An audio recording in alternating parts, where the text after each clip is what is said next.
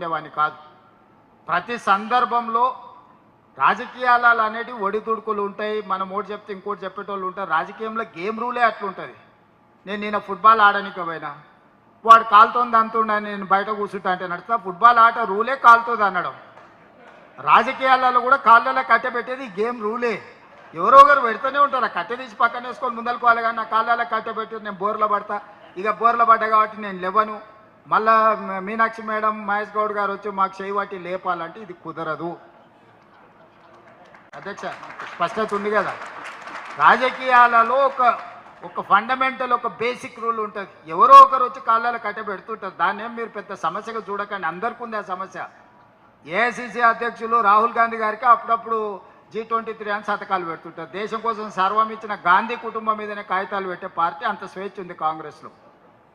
కాంగ్రెస్లో స్వేచ్ఛ ఉంది కాబట్టి 140 ఏళ్ళైనా కాంగ్రెస్ పార్టీ ఉంది. స్వేచ్ఛ లేకపోతే మిగతా రీజనల్ పార్టీ లాగా, జనతా పార్టీ లాగా, మిగతా పార్టీ లాగా ఎప్పుడో మూత పడుతుండే. ఇందులో అన్ని రకాల మనస్తత్వాలు ఉన్నోళ్ళు ఉంటారు. హిందువులలో ఎన్ని దేవతలు ఉండరు? ఎంతమంది దేవుళ్ళు? 3 కోట్లు ఉండరా? ఎందుకున్నాయి? పెళ్లి చేసుకోవడానికి హనుమంతుడు ఉన్నాడు, 2 పెళ్ళిళ్ళు చేసుకునేటోనికి ఇంకొక ఆయన దేవుడు ఉన్నాడు, మందు తాగేటోళ్ళకి ఓ దేవుడు ఉన్నాడు, ఎల్లమ్మ, పోషమ్మ, మైసమ్మ, కళ్ళు కొయ్యాలి, కోడి కొయ్యాలి అనేటోళ్ళకు ఉండరు, పప్పన్నం తినేటోళ్ళకు కూడా దేవుడు ఉండు. అవునా? అన్ని రకాల దేవుళ్ళు ఉన్నారు. కాంగ్రెస్ పార్టీ కూడా అన్ని రకాల మనస్తత్వాలు ఉండే, అన్ని రకాల మనుషులను కలుపుకొని పోయే పార్టీ కాంగ్రెస్ పార్టీ. దేవుడి మీదనే మనకు ఏకాభిప్రాయం లేదు. ఒక ఆయన వెంకటేశ్వర స్వామికి మొక్తా అంటే, ఒక ఆయన ఆంజనేయ స్వామికి మొక్తా అంటాడు. ఒక ఆయన లేదు నేను అయ్యప్ప మాల వేస్తాను, ఇంకొక ఆయన అంటే లేదు నేను శివమాల వేస్తాను, మూడో ఆయన అంటాడు. అవునా? ఇవన్నీ మనం చూస్తున్నాం కదా.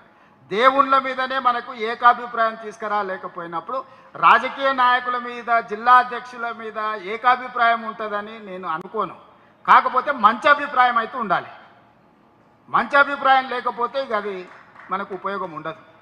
దయచేసి నిన్నటి వరకు మీరు ఎట్లున్నారని నేను అడగదలుచుకోలేదు. ఎన్నో ఏళ్ళ పరిణామ క్రమంలో కొందరు నచ్చుతారు, కొందరు నచ్చరు. ఒకసారి నమస్తే పెడితే పెట్టలేదను, మనం పెడితే వాడు పెట్టలేదని ఏవో చిన్న చిన్నవి ఉంటాయి. అవి మీరు బాధ్యత తీసుకున్నాక వదిలేయాలి.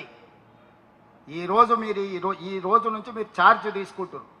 ఈ రోజు నుంచి మీలో మారిన మనిషి కనిపించాలి. నేను కూడా ముఖ్యమంత్రి కాకుండా నాకు మస్తు మంది మీద కోపం ఉండే. రూమ్ లేచి కట్టె తీసుకొని అలసిపోయిన దగ్గర కొట్టాలని కోరుకుండేది.